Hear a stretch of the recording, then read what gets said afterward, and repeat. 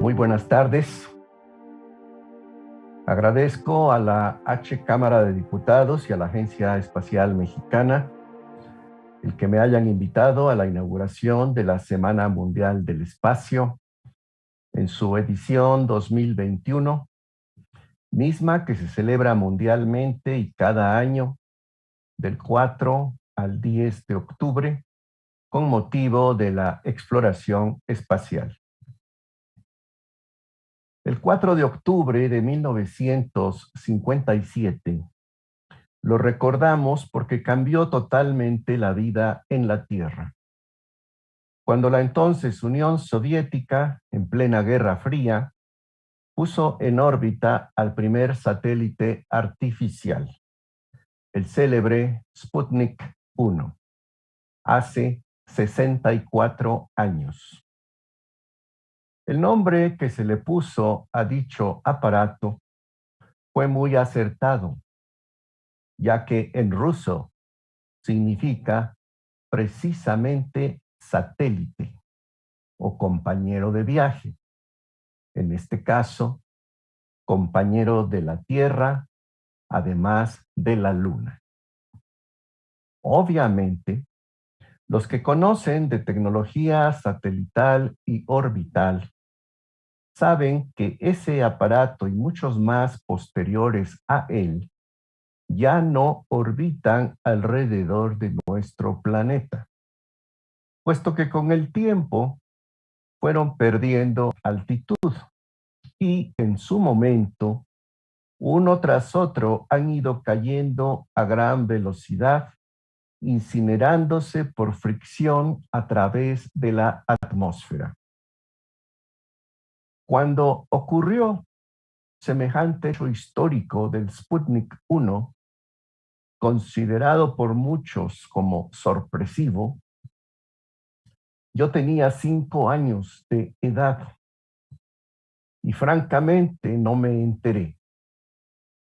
Pero en los Estados Unidos, nuestro país vecino, no se lo esperaban tan pronto y hubo preocupación, no solamente porque la URSS había logrado la primicia, sino porque pensaron que si los rusos habían podido lanzar ese aparato hasta el espacio, también tendrían la capacidad de atacarlos con misiles balísticos.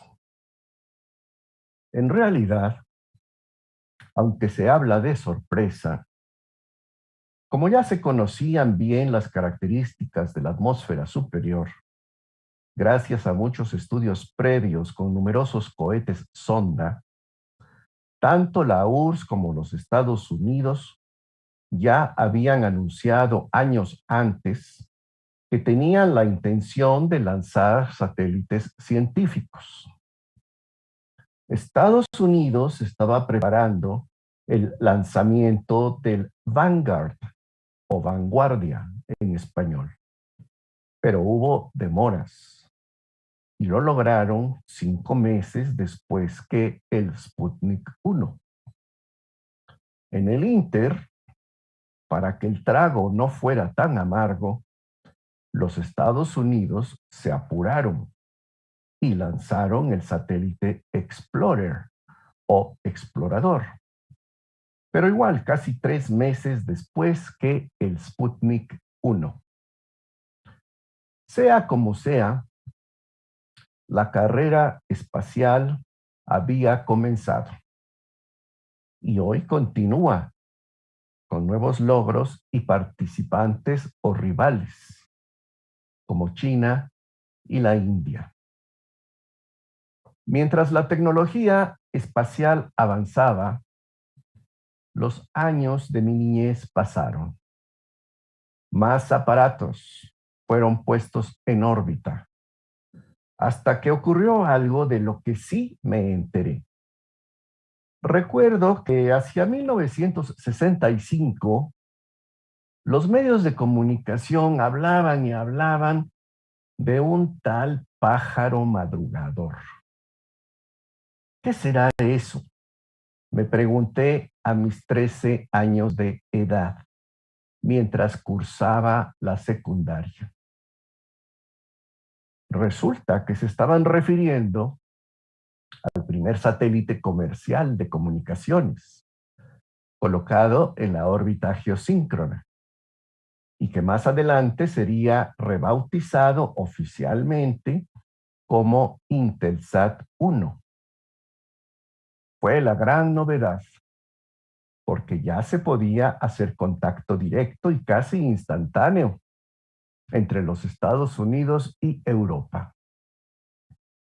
2 años después, en 1967, México se integraría como miembro del consorcio Intelsat.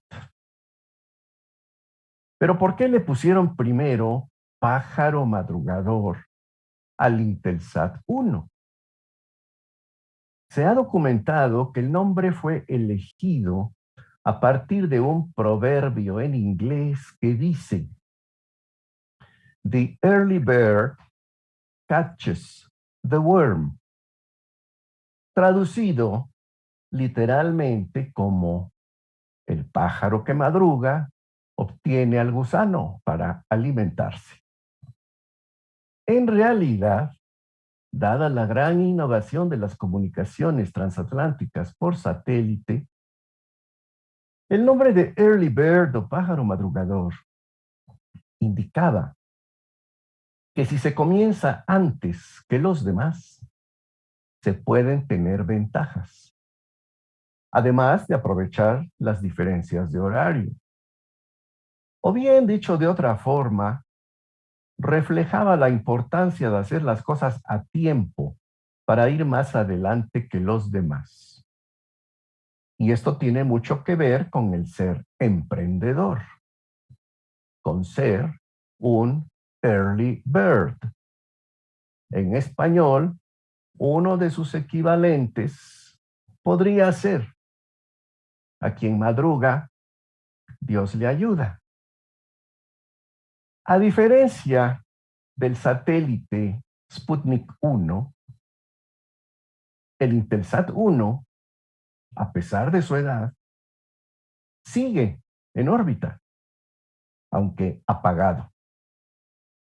Los conocedores de dinámica orbital saben que los satélites geoestacionarios, una vez desactivados por llegar al final de su vida útil, pueden permanecer más de 100 años, tal vez siglos, en dos regiones espaciales casi diametralmente opuestas y llamadas cementerios de satélites. Estas regiones son puntos de equilibrio causados por la triaxialidad terrestre. Algún día, todos estos aparatos de diferentes tamaños perderán altitud y caerán a través de la atmósfera. Pero el proceso llevará muchísimo tiempo. Y para entonces esperamos que ya existan formas de limpiar la basura que el hombre, experto, depredador y contaminador, ha ido depositando en el espacio.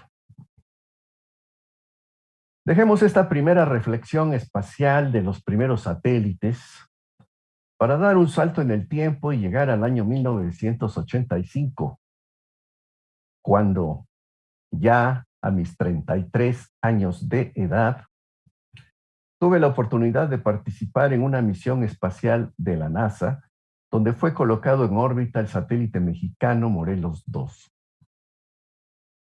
En mi juventud, yo nunca había contemplado entre mis planes ir al espacio.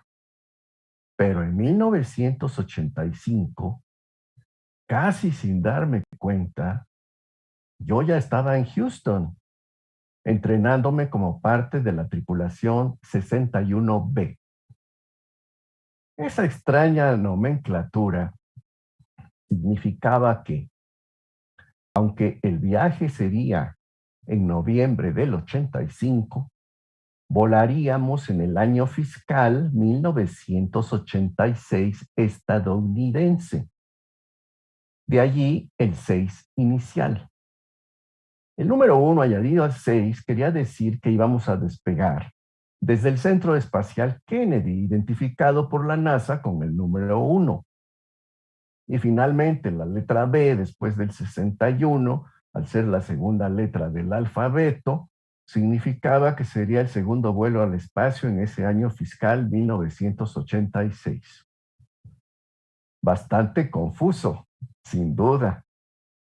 Tanto que poco después la NASA decidió ponerle solo números consecutivos a las misiones del transbordador espacial, como misión 82, misión 104, etcétera, hasta llegar a la última de la era de los orbitadores, la misión 135. Entre tantos recuerdos de aquella feliz estancia en el Centro Espacial Johnson, un día, como de costumbre, a la hora del almuerzo, caminé desde mi cubículo hacia la eficiente cafetería que había disponible para el personal. Es algo que rara vez se ve en las dependencias de gobierno o centros educativos de nuestro país, pero es algo muy común en las universidades, empresas y oficinas en los Estados Unidos y Europa. Me parece muy eficiente, ya que no es necesario salir de las instalaciones, los precios son muy accesibles, la comida es saludable e higiénica, se ahorra tiempo, aumenta la eficiencia laboral y es una gran oportunidad para mezclarse e interactuar con otros empleados, sin importar su cargo, edad o antigüedad, donde todos son iguales y comparten las mesas, socializando y fortaleciendo las amistades. En esa ocasión que recuerdo, después de la rigurosa fila para elegir los alimentos y pagar en la caja, me senté en una de las tantas mesas que había disponibles. Frente a mí tomó asiento uno de los científicos de la NASA, ya de edad avanzada, quien cordialmente comenzó a conversar conmigo. En algún momento surgió el tema de la vida extraterrestre. Es lógico que no mencionamos el Área 51, pero yo le pregunté su opinión sobre la posibilidad de vida en otros mundos. Y él, con la mayor sencillez, me respondió que habiendo tantas estrellas y tanto por descubrir, no tenía la menor duda de que podría haber millones de planetas y tal vez vida en otras partes del universo. Apenas era 1985 y los primeros exoplanetas comenzarían a ser descubiertos 10 años después. Y sí, fue precisamente en 1995, cuando un astrónomo suizo que trabajaba solo en una fría noche en un observatorio del sur de Francia, se quedó perplejo cuando, al parecer, había descubierto un nuevo planeta, utilizando un método de detección llamado de velocidad radial, con matemáticas muy sofisticadas. Debe haber sido muy emocionante y a la vez frustrante sentirse en ese momento como la única persona en la Tierra que sabía que un nuevo planeta había sido ubicado en el cosmos y él estaba solo y no tenía compañía para celebrarlo. En efecto, se trataba del primer exoplaneta descubierto por la humanidad, a 50 años luz de distancia, en la dirección de la constelación Pegaso, y se le llamó, usando una nomenclatura de astronomía, como 51 Pegasi, letra B. Hoy ya tiene un nombre propio, tal como se lo merece, por ser el primer exoplaneta descubierto. Se llama Dimidio, nombre propuesto por la Unión Astronómica Internacional, porque significa de la mitad o por la mitad o algo así, ya que ese primer exoplaneta de la historia tiene más o menos la mitad de la masa que nuestro Júpiter del sistema solar. Por cierto, más de 20 años después, en 2017, fueron encontrados rastros de agua en la atmósfera de Dimidio, a 50 años luz de distancia. Es increíble lo que se puede aprender hoy con el avance de las computadoras, los métodos matemáticos y tantos instrumentos científicos. Como reconocimiento a este gran descubrimiento del 51 Pegasi B, que habían hecho 2 décadas atrás dicho astrónomo suizo y su asesor científico de investigación del Observatorio de la Alta Provenza en Francia, recibieron el Premio Nobel de Física en 2019, hace apenas 2 años. Pero ese gran hallazgo de 1995 detonó de golpe el interés por descubrir más exoplanetas. Y la NASA inmediatamente diseñó el telescopio espacial Kepler, mismo que fue lanzado en 2009. Operó durante 9 años como buscador de planetas y dejó como legado un catálogo con cerca de 3,000 candidatos. Pueden pasar muchos años de observaciones adicionales, por ejemplo, para confirmar que un objeto ha completado una órbita alrededor de su estrella correspondiente, ya que su periodo de traslación puede ser corto o muy largo. Y una vez que se tiene la certeza absoluta, se declara con bombo y platillo la existencia de un miembro más en la lista honorífica de los exoplanetas.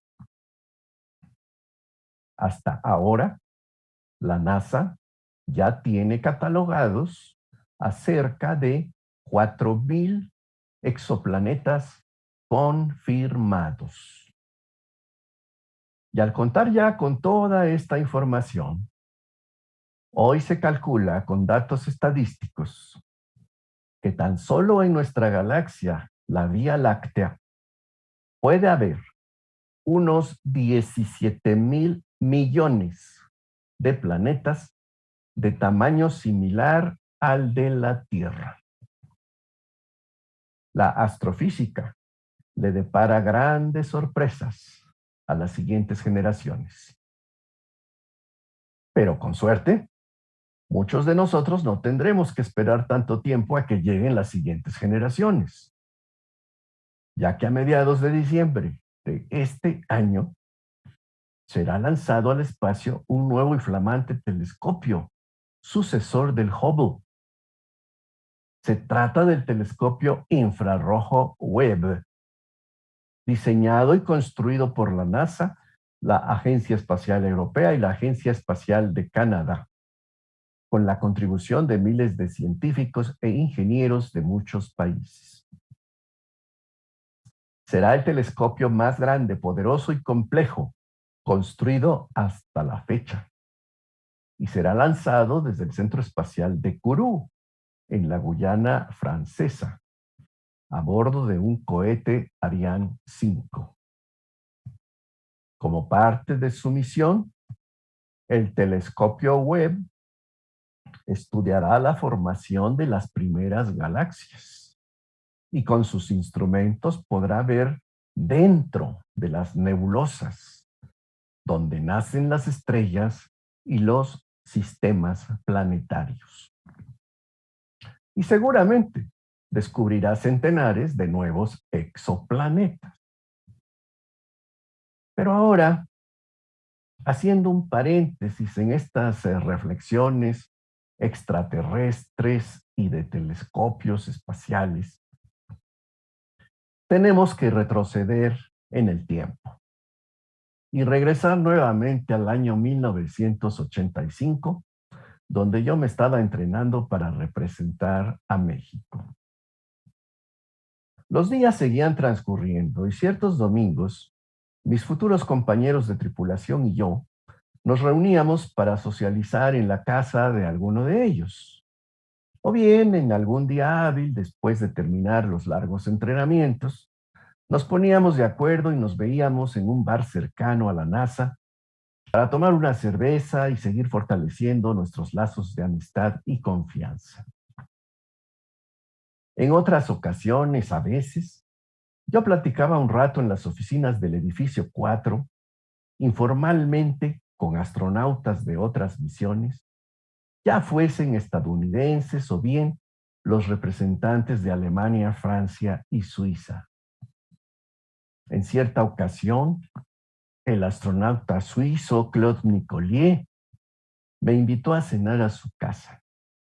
Y ahí conocí a su esposa Susana, que era originaria de Guadalajara, México. Ella era extraordinaria y me obsequió antes de mi viaje una medalla con la imagen de la Virgen de Guadalupe. Y en cuanto al astronauta francés Patrick Baudry, lo volví a ver pocos años después en la ciudad de Tolosa, o Toulouse en francés, también llamada Villa del Espacio, donde me invitó a subirme al simulador del orbitador que la Agencia Espacial Europea estaba diseñando, una especie de mini shuttle llamado Hermes, y que pensaban lanzar colocándolo en la parte superior de un cohete Ariane. He tenido la fortuna y el honor de conocer y ser amigo de muchos astronautas y cosmonautas de muchos países, pero eso se los contaré en otra ocasión. Sigamos en 1985. La fecha de mi viaje espacial se acercaba cada vez más. A veces me ponía de acuerdo con Bob, el científico de la NASA responsable de coordinar los experimentos mexicanos, para salir de las instalaciones e ir a almorzar a un restaurante de hamburguesas cercano. Y en cierta ocasión él me invitó a cenar a su casa con su familia. Además de hacernos amigos, aprovechábamos para comentar algunos detalles sobre los preparativos de los experimentos. También recuerdo que un día, platicando con la nutrióloga en jefe, encargada de preparar todos los alimentos de los astronautas para cada misión, ella me dijo: Rodolfo, además de las tortillas que quieres llevar para tu viaje, te quiero preguntar si estarías de acuerdo en que yo te prepare algunas cosas hechas con amaranto. Porque yo sé que uno de tus experimentos será sobre la germinación de ese cereal en la ingravidez. Solamente que si tú lo apruebas, tengo un pequeño problema. Aquí en Houston no puedo conseguir harina de amaranto. Si tú pudieses proporcionarme 2 kilos, puedo hacer algunas pruebas gastronómicas. Vaya situación en la que me había puesto mi querida y amable Rita. Pero nada nos iba a detener. Su idea me parecía sensacional. De inmediato hablé por teléfono a la Ciudad de México. Encargué los 2 kilos de harina y en un viaje relámpago que tenía programado para ver asuntos de último momento, me llevé en mi maleta de regreso a Houston el precioso polvo, mismo que, Extrañados y con cierta sospecha, los agentes de la aduana en el aeropuerto me confiscaron, pensando que era otra cosa. Respondí a sus preguntas. Me dijeron que lo iban a analizar y cortésmente me dejaron ir. Seguramente llamaron a la NASA y 2 días después, el paquete de harina de amaranto milagrosamente estaba esperándome sobre mi escritorio en el edificio 4, donde todos los astronautas teníamos nuestros cubículos. Se lo entregué a Rita y yo seguí con mi entrenamiento. Y qué sorpresa me llevé cuando ya en órbita alrededor de la Tierra encontré en la gaveta de alimentos, además de mis exquisitas tortillas, varias cajitas de plástico rígido, selladas por los bordes con una capa delgada transparente que me permitía ver su contenido. Cada cajita tenía una etiqueta lateral pegada que decía, por ejemplo, amaranto en polvo con chocolate, o bien hojuelas de amaranto, o galletas de amaranto con nuez. ¡Qué maravilla! Fue así como, flotando en la ingravidez del espacio, pude desayunar mis hojuelas de amaranto y a la hora de la comida saborear mis tortillas enrolladas con un calientito consomé de pollo para después tomar un café acompañado de galletas de amaranto. Y a la hora de la merienda me pude tomar un rico atole de amaranto con chocolate, igual que los antiguos zapotecas. ¿Y qué puedo decir de mi gran amiga Stella, originaria de Monterrey, México? Siempre tan amable, a pesar de ser una mujer muy ocupada y con muchas responsabilidades, pues era nada menos que la secretaria del jefe de la oficina de astronautas, comandada por el célebre astronauta John Young. Pude platicar con ella muchas veces y también almorzamos juntos en uno de los varios restaurantes que había fuera del centro espacial. Su esposo era investigador en el laboratorio donde hacían pruebas de las losetas térmicas hechas con fibra de sílice para aislar al orbitador de las altas temperaturas durante su reingreso a través de la atmósfera. Después de mi viaje, ella me obsequió como recuerdo una muestra de loseta que aún conservo como uno de mis más preciados tesoros. Por la posición en la que la nave espacial descendía cada vez que una misión era concluida, su parte inferior estaba recubierta con miles de mosaicos o losetas especiales, de diferentes grosores y geometría, que dependían de la ubicación que les correspondía. Esas maravillosas losetas numeradas encajaban en lugares precisos, como si se tratase de las piezas de un rompecabezas, y servían para resistir una temperatura exterior del orden de 1500 grados centígrados. Cuando mis compañeros de tripulación y yo descendíamos a través de la atmósfera, aquel 3 de diciembre de 1985, el orbitador Atlantis parecía un meteorito en picada, pero las losetas del escudo térmico protegían su estructura de aluminio y titanio, y en el interior del vehículo no sentíamos ningún aumento de temperatura o incomodidad. Luego vino el aterrizaje, los exámenes médicos, las entrevistas y tantas cosas más. No puedo olvidar ni dejar de agradecer a todas las personas que ayudaron para que nuestra misión fuese exitosa. no solamente en el aspecto técnico o científico, sino tal vez en lo más importante de la vida, la calidez humana, la amistad y el amor por lo que uno hace para que la humanidad avance y cada día pueda vivir mejor.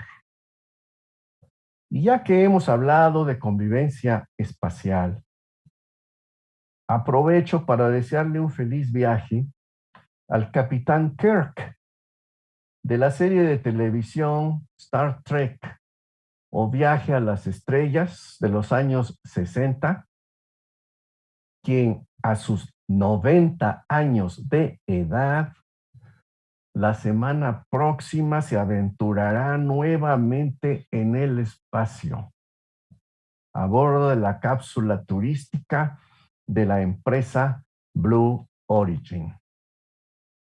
Con esto concluyo mi ponencia y enhorabuena por el inicio de una edición más de la Semana Mundial del Espacio. Muchas gracias por su atención.